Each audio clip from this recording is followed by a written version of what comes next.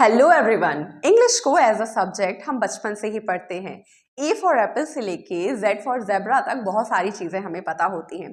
टूटे फूटे रूल्स भी हम पढ़ लेते हैं। एग्जाम पास करते हैं तो जाहिर सी बात है उन्हें रटना भी हमें पड़ता है, लेकिन ज़्यादातर लोगों को बेसिक ग्रामर में ही दिक्कत होती है, जिसकी वजह से वो इंग्लिश बोलना और समझना थोड़ा कठिन पाते हैं।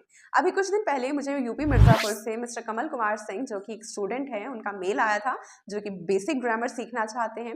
इसके अलावा बहुत सारे स्टूडेंट्स या कॉम्पिटिटिव एग्जाम्स की तैयारी करने वाले बच्चे भी बेसिक ग्रामर में दिक्कतें पाते हैं।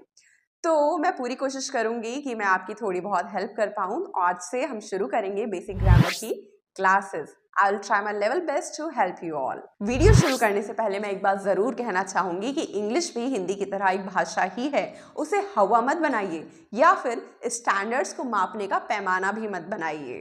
तो सबसे पहले बात करते हैं टेंस की। What is tense? टेंस जो होता है वो हमें बताता है कि क्या कब हुआ, कब होगा या कब हो रहा है। टेंस जो है तीन तरह के होते हैं: पास्ट टेंस, प्रेजेंट टेंस और फ्यूचर टेंस। और इनके भी चार चार पार्ट्स होते हैं। ये तो आप जानते ही हैं, बचपन से हमने पढ़ा है। जैसे कि अगर प्रेजेंट की बात करूं तो प्रेजेंट का मतलब होता है प्रेजेंट में होने वाली चीजें, यानी कि वर्तमान में जो चीजें होती हैं उसे हम प्रेजेंट टेंस कहते हैं।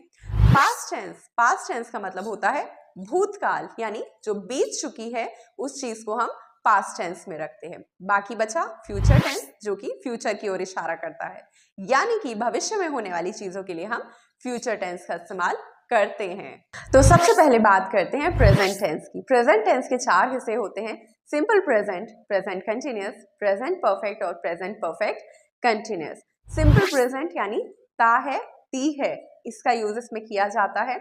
मैं खाना खाता हूं, आई एट ब्रेकफास्ट। प्रेजेंट कंटिन्यूअस यानी कि रहा हूं, रही है, रहे हैं, जो काम हो रहा होता है उसमें हम प्रेजेंट कंटिन्यूअस लगाते हैं, जिसमें हम इज आरएम के साथ आईएनजी फॉर्म का यूज कर सकते हैं। जैसे मैं स्कूल जा रहा हूं तो I am going to school. Present perfect इसका इस्तेमाल करते हैं जब कोई काम हो चुका होता है वहां पर। जैसे मैं खाना खा चुका हूं, I have eaten my food. और प्रेजेंट परफेक्ट कंटिन्यूअस जिसमें टाइम के साथ कोई बात कही जाती है, जैसे कि वह खाना खा रहा है 2 घंटे से।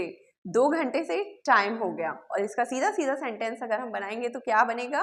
वह 2 घंटे से खाना खा रहा है। He has been eating food for 2 hours। Since और फॉर का यूज कैसे करते हैं इसके लिए मैं अलग से डेफिनेटली एक वीडियो बनाकर जरूर अपलोड करूंगी, जिससे आपका जो कंफ्यूजन है वो क्लियर हो जाएगा। तब तक के लिए आप फिलहाल यही सीखिए। अब बात करते हैं पास्ट टेंस की। पास्ट टेंस यानी जो काम हो गया होता है उसे हम पास्ट टेंस में रखते हैं, यानी कि भूतकाल में रखते हैं। इसके भी चार हिस्से हैं। जैसे प्रेजेंट टेंस के थे तो पास्ट में क्या हिस्से होंगे, वही जैसे उसमें थे: simple past, past continuous, past perfect और पास्ट परफेक्ट कॉन्टिन्यूअस। शुरुआत करते हैं सिंपल पास्ट से। जैसे कि मैंने कल एक मूवी देखी, I watched a movie yesterday. फिर पास्ट कॉन्टिन्यूअस यानी कोई काम हो रहा था उसे हम पास्ट कॉन्टिन्यूअस में रखते हैं। जैसे कि मैं खेल रहा था, I was playing.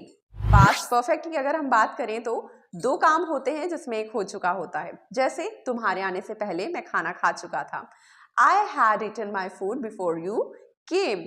Past perfect continuous यानी कोई काम पहले से चल रहा था पास्ट में। मैं 2 घंटे से काम कर रहा था, I had been working for 2 hours। जो सिंपल पास्ट है उसमें हम सेकंड फॉर्म का यूज करते हैं। जो पास्ट कॉन्टिन्यूअस होता है उसमें वॉज वर्ब के साथ आईएनजी का यूज करते हैं। जो पास्ट परफेक्ट होता है उसमें हैड लगाते हैं और थर्ड फॉर्म लगाते हैं। बिफोर और आफ्टर जहां लगाएंगे उसमें थोड़ा सा चेंजेस होता है, क्योंकि इस वाक्य में 2 हिस्से होते हैं। तो शुरू में कहाँ पे हैड लगाते हैं और बाद में कहाँ पे हैड लगाते हैं।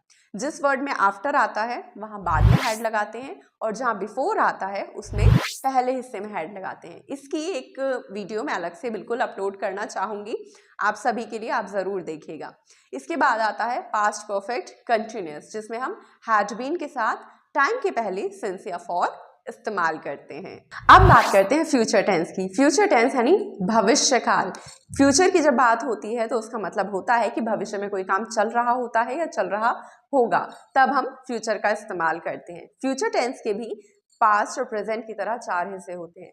सिंपल फ्यूचर, फिर फ्यूचर कॉन्टिन्यूअस, फ्यूचर परफेक्ट और future perfect continuous. Simple future की हम बात करते हैं, जैसे कि मैं कल तुम्हें कॉल करूंगा, I will call you tomorrow.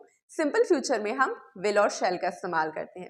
Will और शैल का इस्तेमाल कैसे करते हैं, इसके लिए वीडियो जो है मैंने बनाई हुई है, लिंक उसका डिस्क्रिप्शन में है, आप चाहे तो जाकर देख सकते हैं। अब बात करते हैं फ्यूचर कॉन्टिन्यूअस टेंस की। फ्यूचर कॉन्टिन्यूअस में क्या होता है, कोई काम चल रहा होगा, इस तरह से आता है। जैसे कि मैं 8 बजे पढ़ रहा होऊंगा, तो I will be studying at 8 PM। इसमें जब रहा होगा, रही होगी आता है, तो विल बी शैल बी के साथ ING का इस्तेमाल किया जाता है। नेक्स्ट आता है फ्यूचर परफेक्ट टेंस, जिसमें हम विल हैव शैल हैव के साथ थर्ड फॉर्म का इस्तेमाल करते हैं। जैसे कि मैं 9 बजे तक काम खत्म कर चुका होऊंगा, तो I shall have finished my work by 9 PM।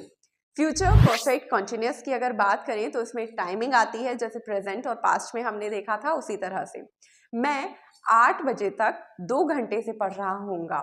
I will have been studying for 2 hours by 8 PM। अब जब कोई आपसे बोले कि उसे इंग्लिश के टेंस समझ नहीं आते, तो उसे कॉन्फिडेंस से बोलिए कि कम I'll teach you in English style।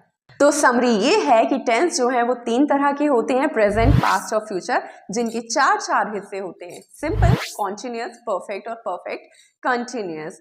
मैंने थोड़ा थोड़ा इसमें आपको बताया कि रूल्स किस तरह से लगते हैं, लेकिन बिल्कुल मैं इनके सेपरेट वीडियोस ज़रूर बनाऊंगी। अगर आपको वीडियो पसंद आई है तो ज़रूर लाइक, सब्सक्राइब और शेयर करिए, जिससे हमें मोटिवेशन मिले। तब तक के लिए, जब तक अगली वीडियो आती है, अपना ख्याल रखिएगा। Bye bye, sayonara.